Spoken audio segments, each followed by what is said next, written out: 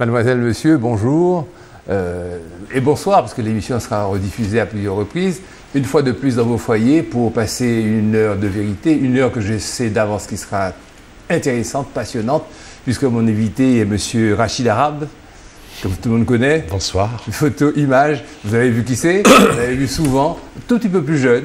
Beau garçon. Ah, ça commence mal. Ouais. Intelligent. Ah, ça commence bien.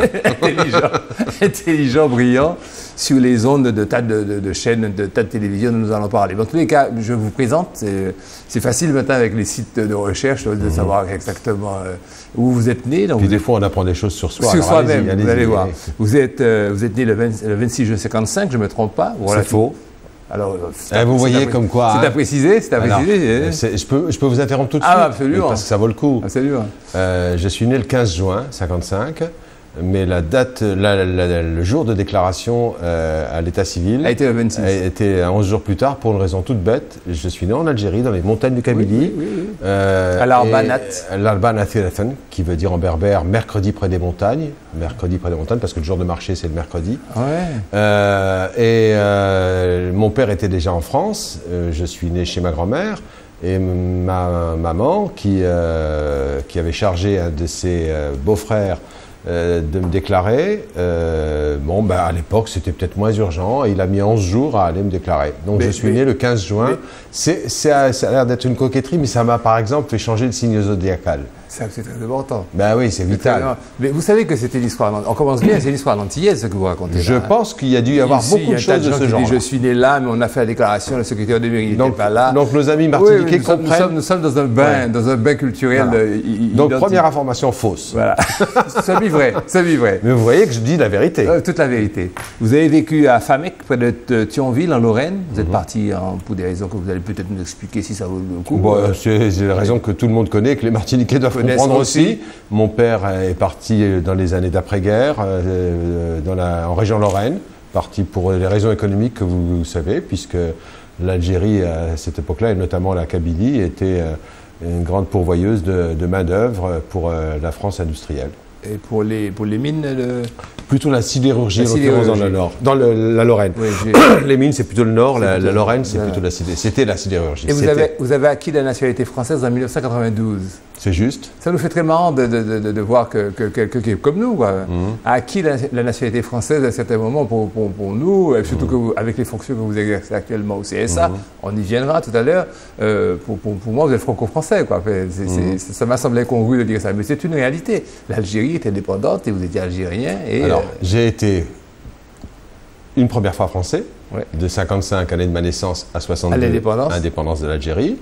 Les accords d'Évian ont fait que je suis devenu algérien par l'indépendance, mais j'étais tout petit, j'avais 7 ans.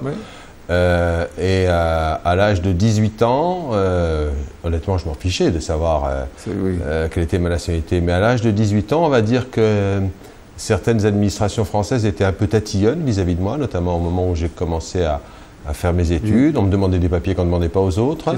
Et une sorte de réflexe de défense de l'honneur de mes ancêtres, c'est un peu lourd mais je le dis, m'a poussé pendant de très nombreuses années à garder un passeport différent de celui que j'ai aujourd'hui. Et si c'est arrivé, mais je pense que ce n'est pas une mauvaise chose, en dehors même des raisons.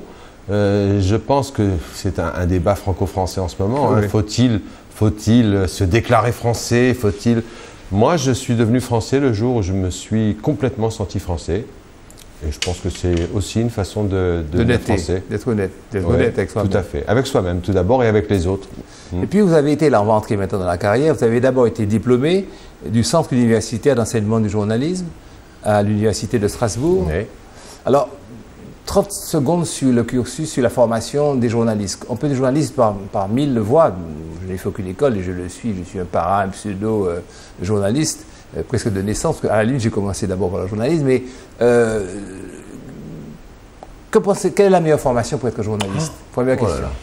en 4 phrases. Parce qu'on la meilleure façon pour le journalisme, c'est le journalisme. Oui. C'est le problème. C'est pour ça que ça a été prévu. C'était prévu que et après, moi, je ne peux parler que de moi, parce que je ne veux pas être prétentieux et dire c'est comme ça qu'il faut faire. Je pense avoir eu la chance, et vous allez voir revenir à nouveau aux origines, je pense avoir eu la chance d'avoir une tradition d'oralité, puisque vous savez que ma langue maternelle est le kabyle, le berbère, et que c'est une langue surtout orale, même si aujourd'hui on commence à la réécrire. Donc je pense que j'avais une petite tradition d'oralité qui me vient de mes grands-parents, de mes parents. Et à côté de ça, j'avais la chance d'avoir un père extrêmement instruit, c'était plutôt rare dans l'Algérie de ces années-là, qui avait une magnifique écriture, qui aimait Lamartine, qui me citait du Lamartine, et qui avait l'habitude d'acheter 2 journaux tous les jours, c'était le France Soir et Le Monde. Et donc, à partir de l'âge de 7 ans, je voyais France Soir et Le Monde sur un des meubles de la maison. Et je me suis mis à les lire. Je ne comprenais pas ce que je disais tout le temps. Hein. J'ai même du mal à faire la différence entre France Soir, c'était France Soir de la grande époque, et Le Monde. Mais ça m'a donné l'envie de lire, tout d'abord. Et puis, comme je suis un garçon extrêmement timide, ça m'a aussi créé un monde dans lequel je me suis senti assez à l'aise et dans lequel j'ai commencé à vouloir raconter des choses. Et le déclic, donc c'est à 7 ans que c'est daté.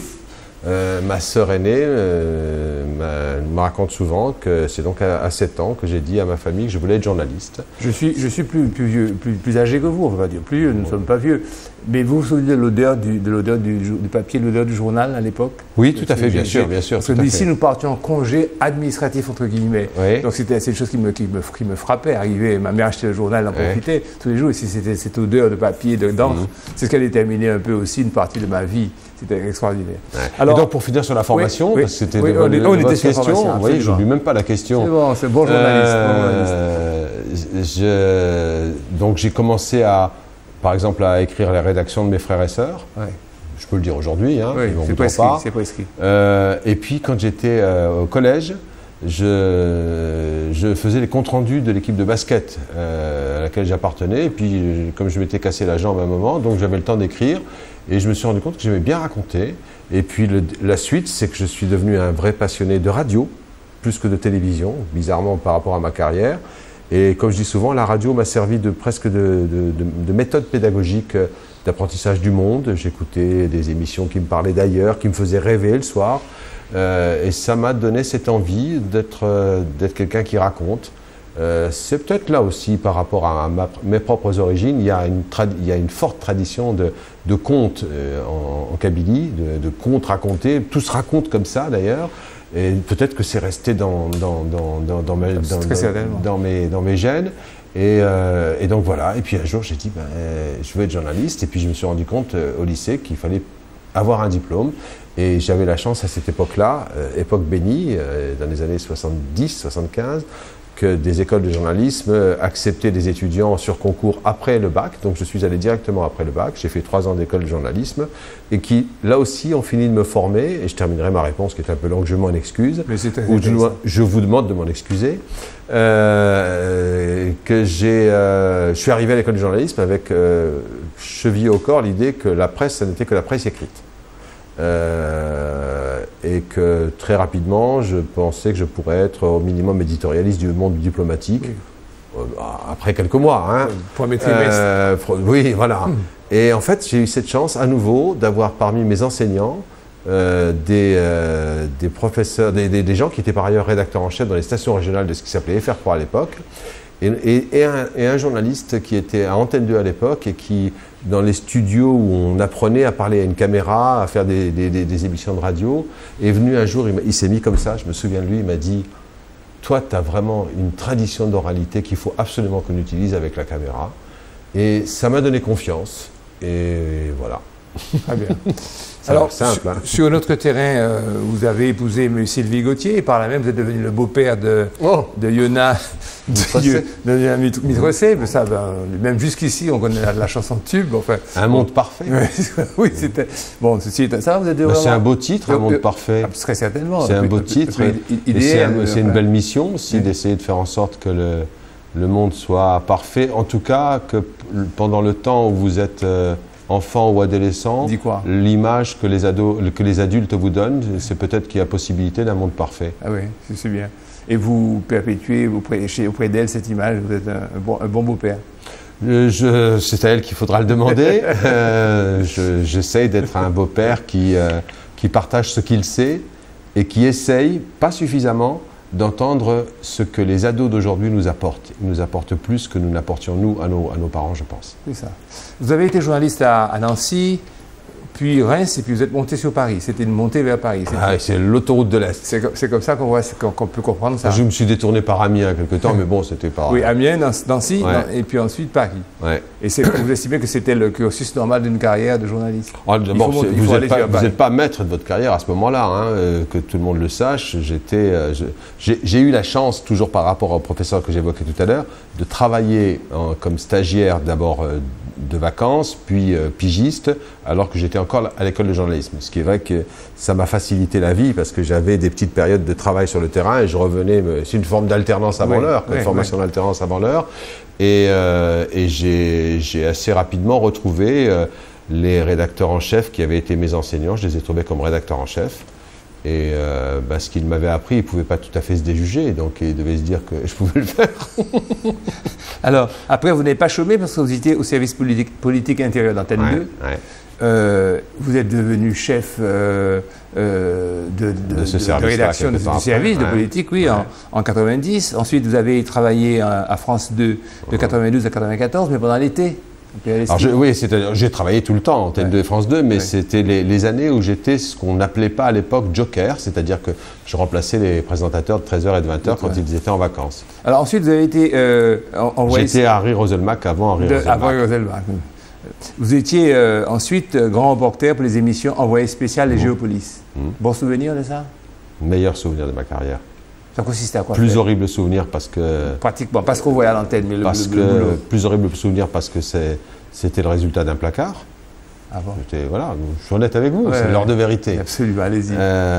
Meilleur souvenir professionnel parce que c'est pendant ces temps-là, et spécialement l'émission Géopolis, que vous connaissiez peut-être, qui était celle qui était présentée par Claude Sérillon, qui était une émission de géopolitique, qui avait le temps pour elle, le temps de diffusion, le temps de reportage, et qui avait une volonté pédagogique avec recours à des archives. Nous prenions un pays et nous essayions de trouver une thématique qu'on déclinait.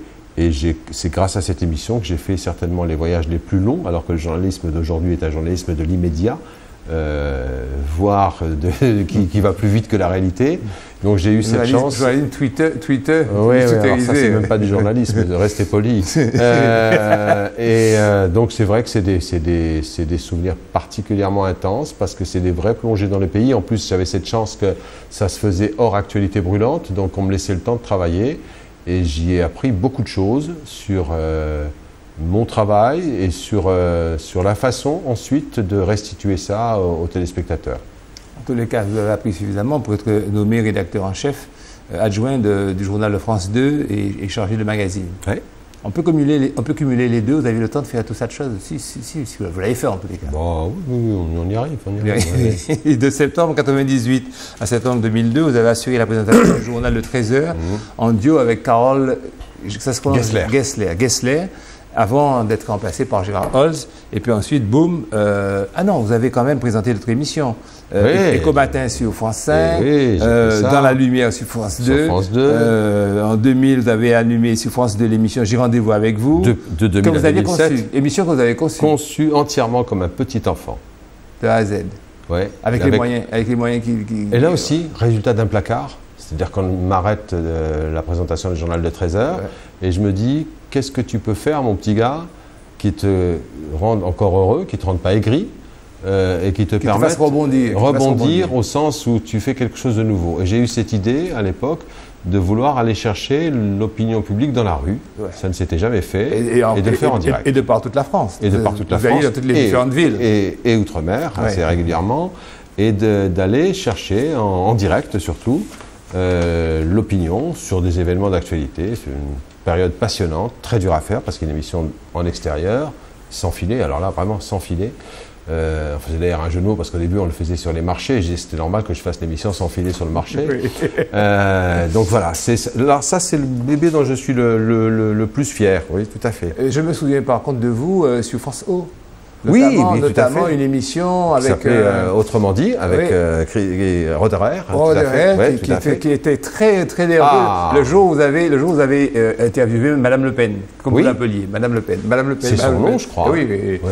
Enfin, généralement, c'est Marine Le Pen. Effectivement, à l'antenne, le journaliste va appeler Madame Le Pen. Il m'est arrivé de dire Monsieur Chirac. Mais vous étiez... Non, c'est évident. Monsieur Sarkozy, Monsieur Mitterrand. Et vous étiez un petit peu en retrait dans cette émission. Ah bon, vous trouvez? Un peu en retrait, alors que lui, il bordait. C'est une émission que moi j'ai adorée, qui m'avait été proposée par François Guilbault, qui dirigeait à l'époque ce qu'on appelait RFO, et l'ensemble des antennes ultramarines. Et les rôles étaient assez bien définis, d'abord parce que moi j'étais extérieur à la rédaction. Je venais certes de la rédaction de France 2, mais je ne voulais pas donner le sentiment d'imposer ma façon de faire. Et mon ami, dont j'ai oublié le prénom, je m'en excuse vraiment, alors que j'ai travaillé avec lui pendant un moment, était de la rédaction et avait comme rôle d'être le plus pointu possible sur le questionnement, notamment le questionnement ultramarin, que je n'avais pas la prétention de connaître mieux que lui, et lui le savait bien. Donc c'était toutes les émissions, on avait cette répartition des rôles. Et je me souviens notamment, vous avez certainement en mémoire, toute la dialectique est très fine et très intelligente. Et quand on a vu les résultats qu'elle a fait actuellement, on comprend pourquoi Mme Le Pen, parce qu'elle a oublié d'être stupide, d'être bête. Sur l'intégration, l'assimilation, elle a toute une dialectique où elle explique que la France cherche l'intégration alors que l'assimilation permet d'être identique. Enfin, on va y revenir tout à l'heure. Je vous en parle parce qu'on va y venir. Mais à l'époque où je faisais cette émission, je n'aurais pas commenté. Et à l'époque où je vous parle aujourd'hui, je ne commente pas. Oui, puisque maintenant, on explique pourquoi. Parce que vous êtes passé au Conseil supérieur de l'audiovisuel, communément appelé le CSA. Comment vous êtes trouvé, vous, un homme de terrain, un baroudeur, brusquement devenu un pontifiant, un sage? Encore que vous avez été un petit peu troublion, hein, vous avez soufflé dans les bronches de notre ami. On va en parler tout à l'heure. On m'a proposé, je ne l'ai pas demandé. Monsieur Debré, président de l'Assemblée nationale. Absolument, qui était à l'époque président de l'Assemblée nationale. Il y avait un renouvellement comme il y en a tous les 3 ans. Et la volonté, c'était de professionnaliser un peu le Conseil supérieur de l'audiovisuel. Avec Christine Kelly. Avec Christine qui est arrivée un peu plus tard. Françoise Laborde qui a animé une émission avec vous. On a oublié de parler d'elle aussi. Non, j'ai jamais travaillé à l'antenne avec Françoise. Ah bon, jamais avec elle. Non, on a travaillé à la même rédaction, mais on n'a jamais... Donc, pourquoi j'ai accepté? Parce que, tout d'abord, je venais d'avoir une carrière assez longue, que vous avez eu la gentillesse de rappeler en quelques minutes, mais elle était plus longue que ça, c'est 30 ans. Une trentaine d'années. 30 ans tout juste. Premier travail 77 et alors le CSA, c'est 2007. Le CSA, c'est une pré-retraite alors? Ah non, très sincèrement, alors là, vraiment, vous n'avez pas vu, j'ai des baskets, là, je suis prêt à courir tout de suite après, là. On va en parler tout à l'heure. Non, et donc voilà, j'ai accepté parce que j'ai trouvé que par rapport à la progression de ma carrière, qui accumulait et les responsabilités et les expériences, j'avais le sentiment qu'il ne fallait pas que je rentre trop dans l'encadrement dans lequel on commence à s'assoupir un petit peu. Et j'ai eu cette chance, cette proposition qui consistait à continuer de m'intéresser à mon métier, le journalisme, au milieu que j'aime bien, l'audiovisuel, en étant à un endroit d'observation et de régulation. Je vous avoue honnêtement que je n'ai pas réfléchi très longtemps, mais que depuis, je n'ai jamais regretté d'y être. Même si ça vous contraint d'abandonner totalement... C'est la contrepartie. Hein. Ouais. Si vous voulez être, je ne veux pas dire objectif, parce que ça ne veut rien dire même pour un membre du CSA, mais si vous voulez être le plus neutre possible, je pense que vous ne pouvez pas être... acteur et regardez, exceptionnellement là je viens sur un plateau parce que vous avez la gentillesse de m'inviter et de me questionner, mais mon rôle c'est de regarder la télévision avec l'ensemble de mes confrères et consoeurs, avec l'ensemble des services du CSA, et de voir si par rapport aux règles qui sont les règles communes de déontologie, de respect de la vie privée et toute une série de choses très très bien précisées, on ne peut pas faire respecter ça si on est en activité. Pourquoi vous ne mettez pas votre boutonnière, votre insigne très discret de la Légion d'honneur? Vous n'avez pas honte quand même, vous l'avez j'ai pas honte du tout. Alors, du tout. Voilà, sans ça, c'est... Ça s'appelle l'heure de vérité, donc je suis obligé de dire la vérité. Vous n'avez pas l'obligation... Non, mais je n'ai jamais dit la vérité. Dites-la, vous la voulez? Oui, dites-la, dites-la.